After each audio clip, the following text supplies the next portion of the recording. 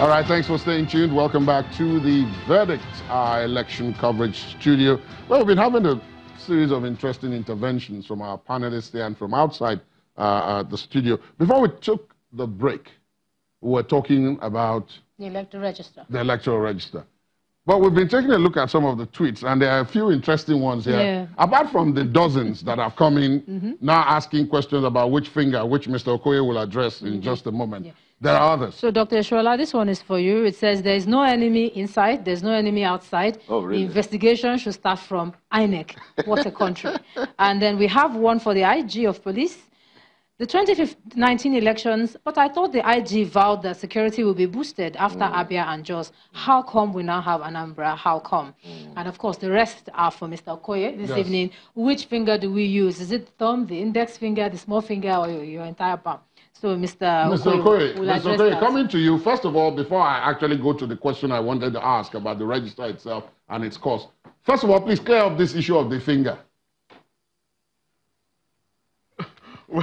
Well, I've brought a sample, a specimen ballot paper for the purposes of this program. Please. Now, you can use any of the fingers for the purposes of voting, but unlike in previous elections, for this particular election, we have 73 political parties on the ballot contesting for the presidential election.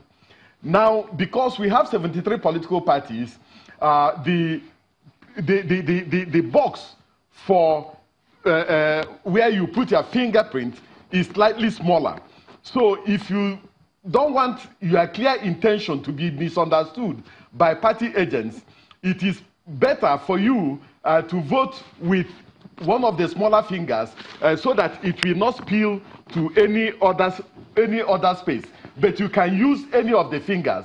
But for the purposes of not allowing your intention to be misunderstood, it is better for you to use a smaller finger so that you can place, you can clearly identify the party of your choice.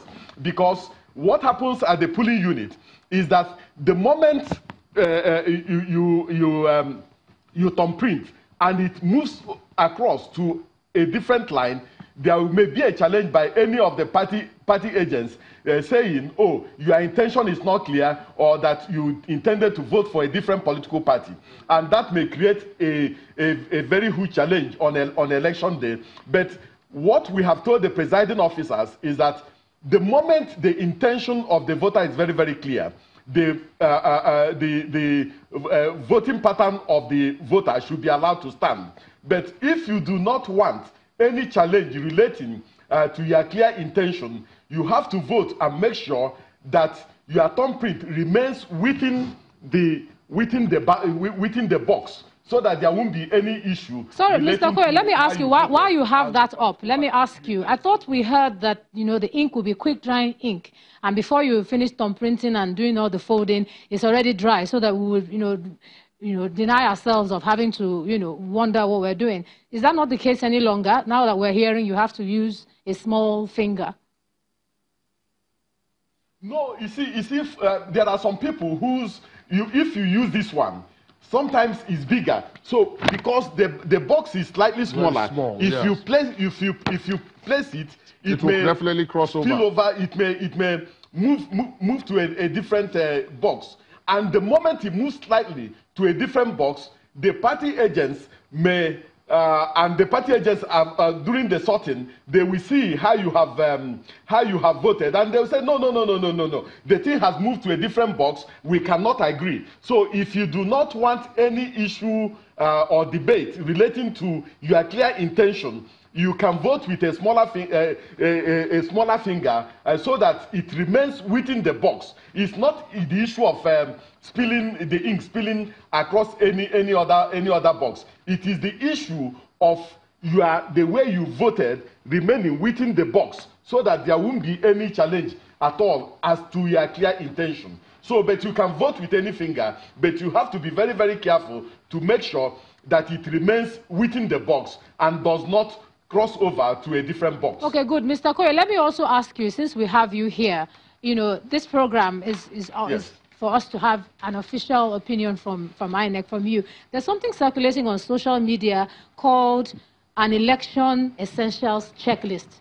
And I've seen it on all my social media handles. And it says you have to have a face cap, sunglasses, your mobile phone, water, power bank, additional identification, carry some cash, and you make sure you identify your polling center before then. Is this list from you, or is it just, Nigerians assuming these are the things that we need if the process takes too long? Clear it up for us, because a lot of handles on social media are carrying it. As far as I know, the only thing you require to go to the polling unit to go and cast your vote is your permanent voter's card. Any other thing is not from the Independent National Electoral Commission. Whether you want to wear a face cap to a polling unit has nothing to do with the Independent National Electoral Commission. How you dress and how you behave has nothing to do with INEC. The only thing we require you to go to the polling unit with is your permanent voter's card. And if you don't have your permanent voter's card, even if you wear a face cap or carry any essentials, you will not be allowed to vote. In which case, you are just on a social visit to the polling unit, and we don't want people on social visit. That social visit may actually end in your arrest, since you are not there to vote. Exactly. Exactly. Mr. Okoye, now the issue of the register itself, the voters' register, so much has been said. All the processes are geared towards producing this credible document, because that is your license to be able to vote. Your name has to be in that register for you to be able to vote. You can have 10 PVCs, and the smart card reader can identify all of them, but if your name is not on the register, there's a problem. Now, you heard Mrs. Hassan talk about cleaning it up, but she says there are issues with it. Considering the sums of money that goes into updating this register, are we getting value for this? What seems to be the challenge, if indeed there is? Well, as of today, we have a very, very robust voters register containing over 84 million Nigerians. This commission has resisted the attempt of doing the bazaar, of having a voters register after every commission comes in. We have decided that we needed to retain the existing database of the voters register we have. And then when people come of age, they can engage in what we call continuous voters registration by having their data captured in a new voters register. Now, during the last continuous voters registration exercise, the commission registered over 14 million new registrants or new voters. And we did this in order to give an opportunity to those who have attained the age of 18 or who did not have an opportunity of registering before to register. We also gave an opportunity of persons who have damaged their permanent voters card to register, and those who have moved from one place to the other to have their voters their data transferred from one place to the other. I think that we are getting value for money. We keep on cleaning up the voters register. The question we should ask is, why is it that Nigerians will know that they have registered before and they want to go and register again? As you know, and as some of us have found out, there are some Nigerians who have registered before.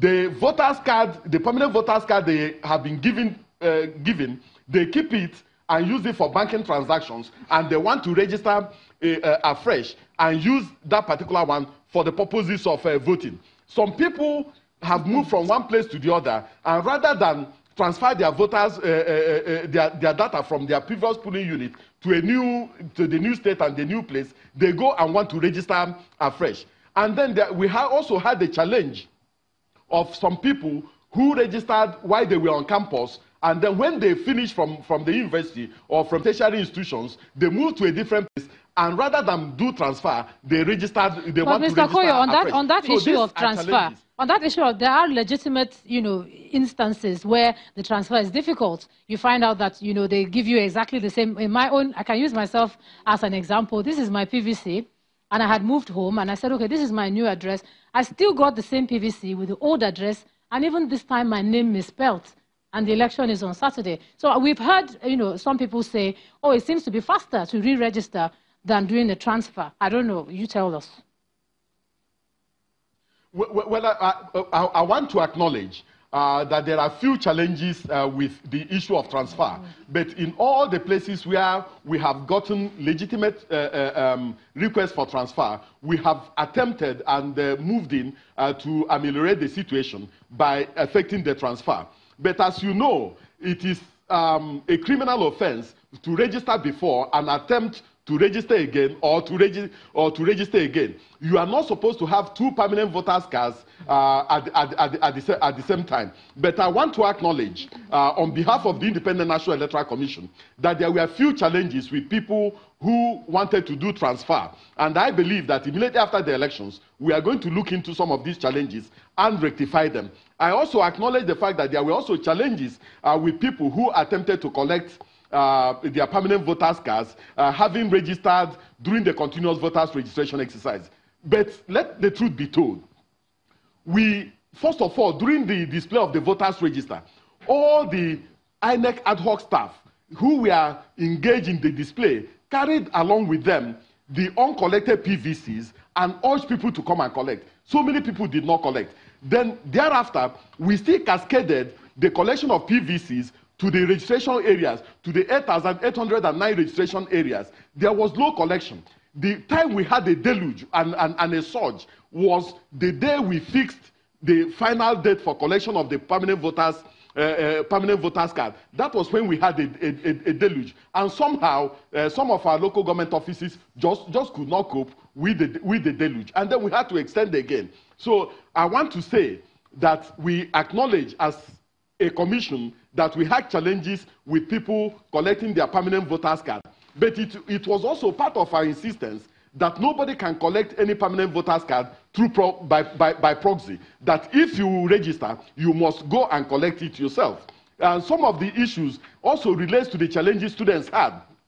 Some of them registered on campus, and then there was the strike that kept some of them at home. So they couldn't collect their permanent voters cards. And I believe that with the ASU strike having been resolved, and with some of the challenges having been resolved, they will have an opportunity of collecting their permanent voters cards. But for this particular election, it's regrettable that some of the people who genuinely registered and who ought to vote in this election will not vote. But I believe that they will vote in subsequent elections. So it's really regrettable, but I believe that it's something that we can surmount. Mr. Ojukwu, let me just come to you and ask you. You heard him say, oh, it's regrettable that they will not be able to vote.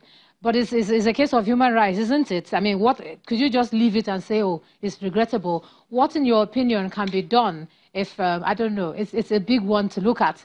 What can be done when you become disenfranchised and it's not of no fault of yours? It's to do with INEC. Or the system.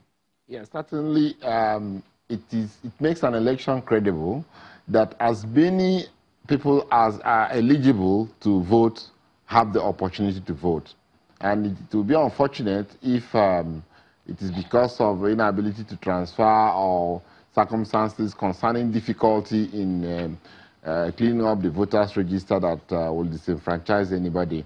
And in the long run also, it affects the emergence of credible candidates for the country. And of course, we know the impact on that on national development.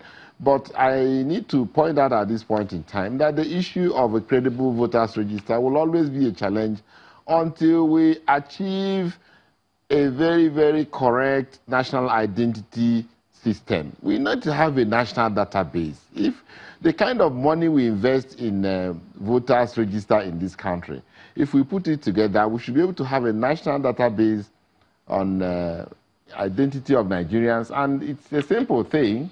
So all this struggle every 4 years to be cleaning up register and all that, once you have that database, this is a very simple thing. People will come of age unnaturally, and they'll have their national ID card, and that will help them too. That is the only way you can have a clean register of voters. All right. Now, also, you find out that that many people are not are not okay, honest. Sorry, Mr. Ojukwu. Let me just come in there. We will take the rest of your response when we come back. There's so many issues to look at, and it's not something we can finish in one program or one evening. We're also going to look at the other aspect, which is what you actually do on the day. Since we've been accused of only talking about the umpire, what do you do? What would the polling agents do? What are they expected to do on the day? In a minute.